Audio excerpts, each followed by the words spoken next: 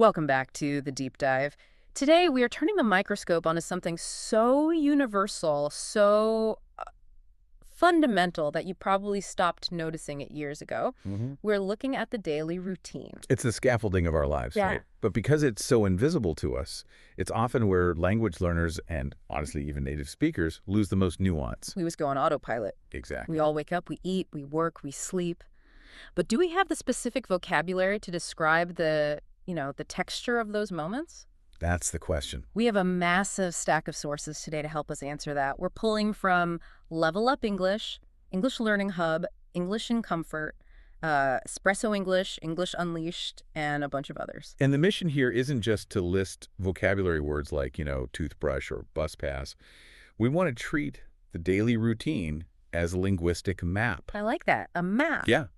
We want to move beyond the robotic I got up, I went to work, and find the colorful idioms, the phrasal verbs, and the habits that define how we actually talk about our time. I am so ready to unpack this because looking through these sources, I realized I've been using certain terms interchangeably when they really imply completely different things. It happens more than you think.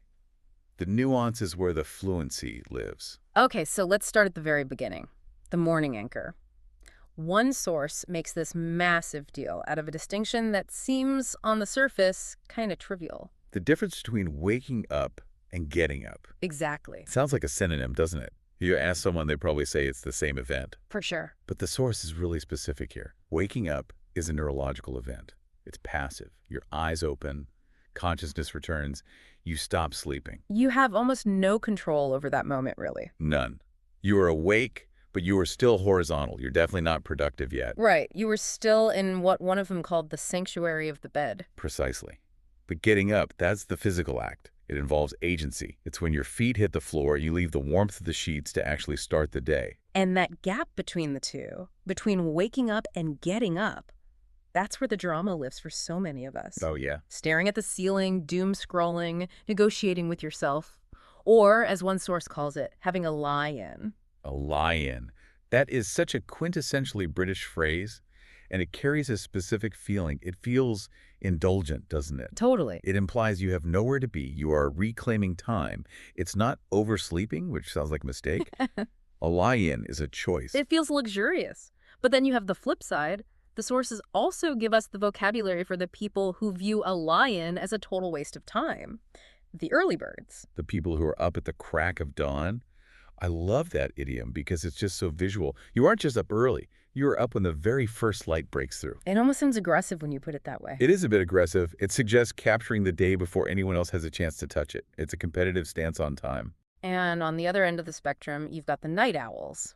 I've always felt there's a personality split there. Being a night owl sounds a bit more creative, a bit cooler. Whereas the early bird is virtuous and productive. Right.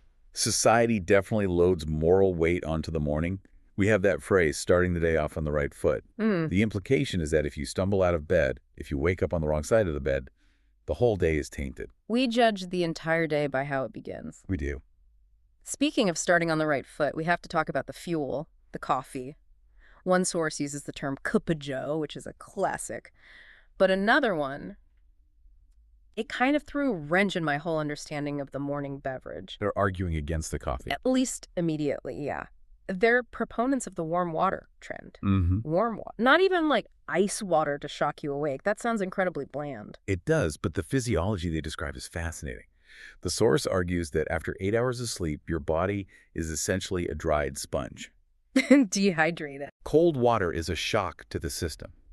It constricts everything. Warm water is gentler. It wakes the internal organs up slowly. It's about being kind to your body before you hit it with caffeine. I'm definitely guilty of the cold shock method. Coffee first, questions later.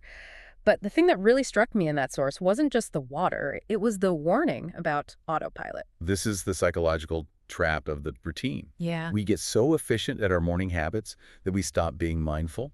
They describe making coffee without thinking, or even making it and then forgetting to drink it because you're immediately on your phone. That hit home so hard. You're standing there scrolling, the coffee goes cold, and suddenly the morning feels rushed rather than mindful. You've lost the morning before you've even really started. And that feeling, rushed versus mindful, is a perfect transition, actually, to looking at how different people structure these mornings. Because one routine does not fit all. Right. And the vocabulary changes drastically depending on who you are. The English Learning Hub source did something really helpful here. They didn't just give us a list of verbs.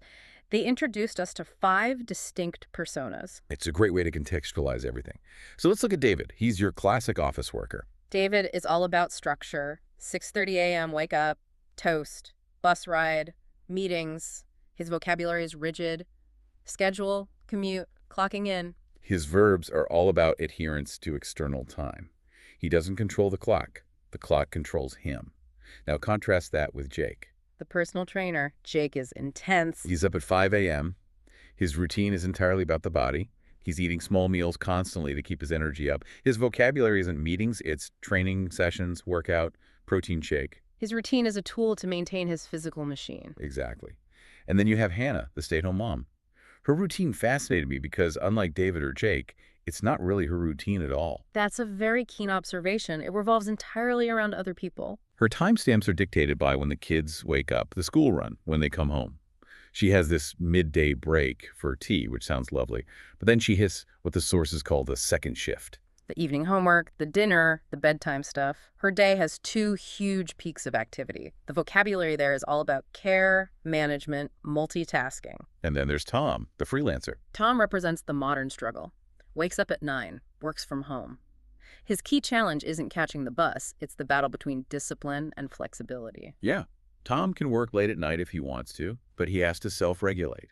If David is late, his boss yells at him. If Tom is late, nobody notices. Until the deadline is missed. Exactly. And finally, you have Maria, the student. Her routine is just chaotic. It's all over the place. Late nights studying, part-time jobs. Her routine is defined by its lack of consistency. So the takeaway here isn't that one is better than the other. It's that the vocabulary we use, clocking in versus flexible hours versus school run, it literally defines our reality. Okay, so once we are up, whether we're David or Tom, we have to actually do things. We have to be productive. And this is where the language gets really rich with phrasal verbs. Phrasal verbs are the engine of English. You can't sound natural describing your workday without them. Textbooks teach formal verbs like invent or complete, but in an office, we rarely use those. So Espresso English provided this incredible list, and I want to run through a few of these because they paint such a vivid picture. We already mentioned perk up, needing that coffee. Right. But then you sit at your desk, you open your email, and what do? You dash off a reply. Dash off. I love that. It implies speed, right? I'm not writing a novel here. Not at all. It's functional. I just need to dash this off before the meeting. But then, let's say your boss asks for a new project idea. You have to come up with something. That's the creative spark. That's the invention, yeah. But you can't just stop at the idea. You have to flesh it out. Another great visual, to put meat on the bones. Yeah. You take that basic skeleton of an idea, and you add the details, the strategy, the substance. It's the direct opposite of dashing something off. And of course, you might need to stock up on supplies. Buying in bulk. Printer paper, coffee for the break room. It's all about preparation. And then, if you're lucky, you get to the end of the day and you wrap up. Finishing the workday. Bringing it to a close. Like wrapping a present. You are packaging the day's work so you can leave it behind. It's a very satisfying phrasal verb. But productivity isn't just about the verbs. It's about how we manage the load. There's that great idiom, biting off more than you can chew. A classic. It's about capacity. Taking on a project that's too big or too difficult. And if you do that, you burn out. Which is why some of the sources suggest things like the Pomodoro technique. Right. 25 minutes of work, 5-minute break. It's funny how we need these little artificial structures to keep our brains working. It's because our focus is finite. The routine protects our energy. Exactly. The timer forces a reset. It forces you to step back and breathe. Speaking of transitions, let's talk about the commute. One source described the bus ride not just as travel, but as a third space. Yes. This is a sociological concept. You aren't at home, you aren't at work, you are in between. A liminal space. It is.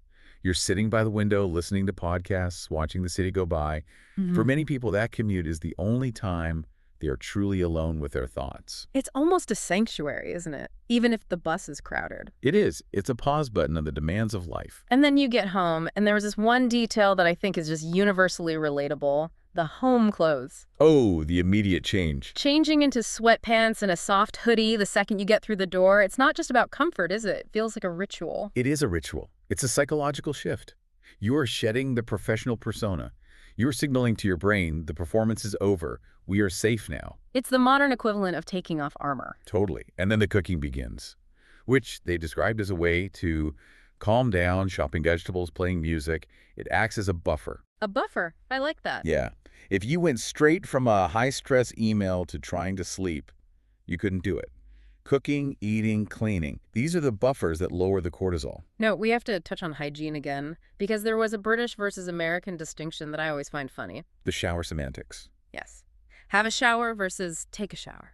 Generally, British English leans towards have a shower, while American English prefers take a shower. Both are correct, of course. But the sources also distinguish the shower from the bath in terms of function. Right. The bath is described as a slow activity for relaxation. And the shower is for getting clean and waking up.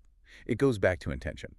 One is functional, the other is restorative. You rarely dash off a bath. And finally, the day ends. We need to talk about sleep. One source gave us the phrase dozing off. Falling asleep, unintentionally or lightly, maybe while watching TV. The head nods, the eyes close. You aren't committed to sleep yet. Which happens to the best of us. But there's a really important distinction made between going to bed and going to sleep. Crucial difference. Going to bed is just the act of getting into the furniture.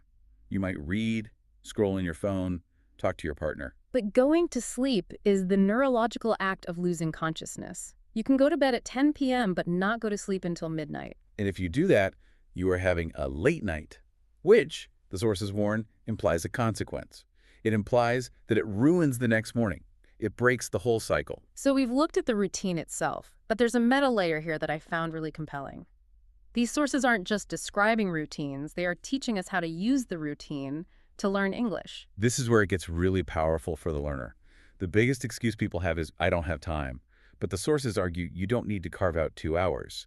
You use the gaps in your routine. Like with shadowing. Can you explain that? Because it sounds a bit like just repeating things like a parrot. It's more active than parroting. Shadowing is acting. You listen to a sentence from a podcast, a movie, and you repeat it simultaneously, like an echo. But, and this is key, you have to match the speed, the intonation, and the emotion. So you aren't analyzing the grammar in that moment. No. You're training your mouth muscles to feel the language. You are bypassing the analytical brain and going straight to muscle memory. It's about rhythm. And you could do this on the bus or while you're chopping vegetables. Exactly. Another technique mentioned is thinking in English, narrating your routine internally. Which sounds almost too simple. The sky is blue. I am making coffee. It has to be simple. The goal is to eliminate the translation step in your brain. You start connecting the object directly to the English word. You glue the word to the reality. That sounds effective. But one source, English in Comfort, offers a bit of a warning here. They talk about the philosophy of small habits. This is the antidote to burnout. So many learners try to change everything at once. They want the perfect morning routine. Wake up at 5, run 10 miles, study English for an hour, drink warm water. And if you miss one thing on that perfect checklist, you feel like you failed the whole day. Exactly. And then you quit. It's better to add one small habit-like learning, one phrasal verb on your commute than to overhaul your entire life and fail in a week. Consistency beats intensity. Always. We've really traveled the full arc of the day here, from the crack of dawn with our early birds, distinguishing between just waking up and actually getting up. We've met our cast of characters, David, the structured office worker, Hannah with her double shift day, and Jake the machine. We've armed ourselves with a vocabulary of work fleshing out ideas, wrapping up projects, and hopefully not biting off more than we can chew. And we've wound down with sweatpants, cooking, and the crucial distinction between going to bed and actually sleeping. The sources really collectively argue something interesting. A routine isn't about being a robot. It's not about military precision. No, it's about familiarity. It's about autopilot. The reason we have routines is to save mental energy. If you had to consciously think about how to brush your teeth every single morning, you'd be exhausted by 8 a.m. That is such a good point. The routine frees up your brain for the important stuff. Precisely. It creates the container for your life to happen. Before we wrap up, I want to leave our listeners with a thought from English in Comfort that I found really provocative. It's about the bad morning. Oh, this is a great mindset shift. They ask, if you burn the toast, or you wake up late, or you spill the coffee, Do you let it ruin the whole day? It's so easy to say, well, the day is ruined, I'll start over tomorrow. Hmm. But the source suggests we have the power to reset. A bad morning is just one part of the day. It's not the whole story. You can restart your day at 10 a.m. You can restart it at 2 p.m. You don't have to wait for tomorrow. It's a forgiving approach to time, and for language learners, that's vital. If you miss your practice in the morning, don't scrap the day. Just pick it up in the evening. Exactly. So whether you are dashing off emails or just enjoying a lion, pay attention to the words you use to describe it. You might find a whole new way to see your day. Thanks for listening to The Deep Dive. See you next time.